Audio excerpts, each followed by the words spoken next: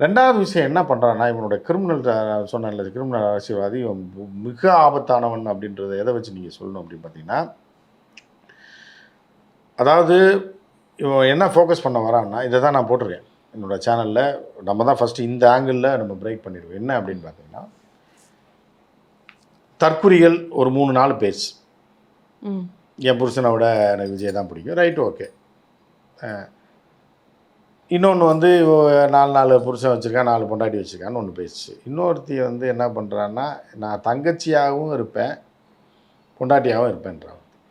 இப்போ இவர்களை இந்த இந்த 3 பேரை பர்டிகுலராக இந்த 3-4 பேரை தான் வந்து நம்முடைய அப்துல் கலாம் அவருடைய அரசியல் ஆலோசகர் திரு பொன்ராஜ் அவர்கள் வந்து சொன்னார்.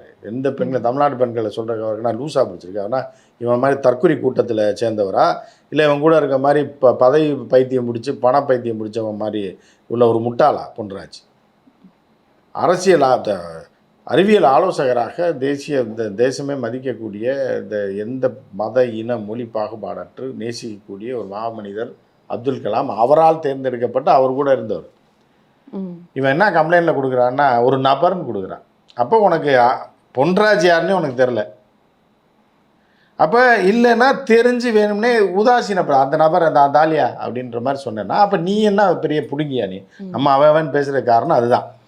நீ வந்து யாரை எப்படி மதிக்க வேண்டுமோ, யாருக்கு என்ன மரியாதை கொடுக்க வேண்டுமோ, ஒரு அரசியல் தலைவனாக ஒரு பேருக்கு ஒரு லெட்ரு கொண்டு போய் டிஜிபி ஆஃபீஸில் கொடுக்குறதுலே நீ மரியாதை இல்லாமல் நீ உதாசீனப்படுத்தி பொன்ராஜை வந்து நீ வந்து சாதாரண நபராக நீ காட்டின அப்படின்னா, அப்போ நீ எல்லாம் எங்கள் கால் தூசி கூட ஆள் கிடையாது. நீ வந்து நடிகனாக இருக்கலாம், பிரபலமாக இருக்கலாம், நீ 150 கோடி சம்பளம் வாங்கலாம், அதெல்லாம் பிரச்சனை கிடையாது. புரியுதா? நீ அறிவுஜீவிகளுக்கும் சிந்தனையாளர்களுக்கும் செயல்பாட்டாளர்களுடைய கால் தூசி அளவு கூட நீ ஆள் கிடையாது. உன்னை மதிக்க வேண்டிய அவசியம் கிடையாது.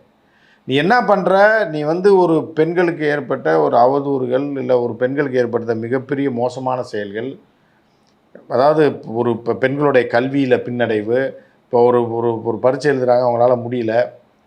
இப்போ ஒரு குடும்பத்தில் ஒரு பெண் வந்து இப்போ பயங்கரமாக ஒரு ஒரு உடைத்து கொண்டு ஒரு பெரிய ஒரு சாதனைகள் செய்யக்கூடிய பெண், அவர்கள் வந்து தடுக்கப்படுகிறார்கள், அவர்களுக்கு அநீதி இழைக்கப்படுகிறது, நீ வந்திருந்தேன்னா பரவாயில்ல.